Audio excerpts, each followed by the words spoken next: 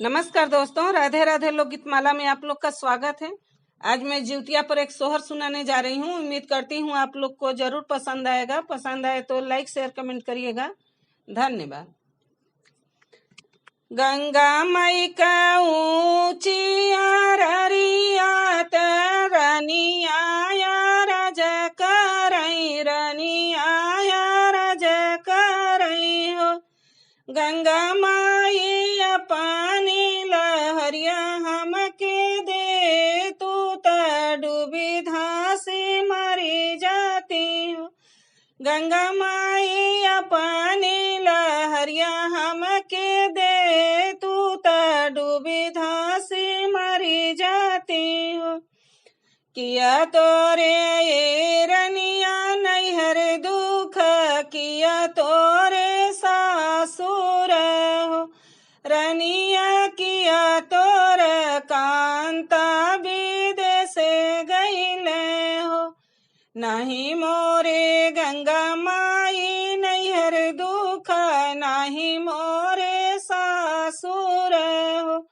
गंगा माई नहीं मोरे कांता विदेश गईले हो।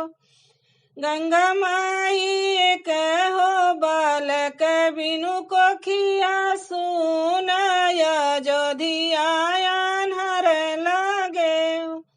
गंगा माई एक हो बालक बिनु कोखिया सुनाया जोधिया हर लागे हो। चुप हो खुए रनिया चुप हो खुआ चरवयसिया पोछई।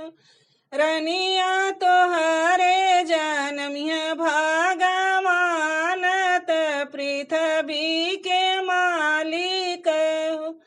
रनिया तोहरे जनमिया भागवानत पृथ्वी के मालिक हो।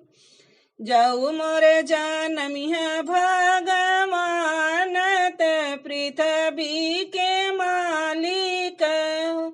गंगा माई सोना मन मढ़ब तोहर घाट, रूपवान सीढ़ी लगे।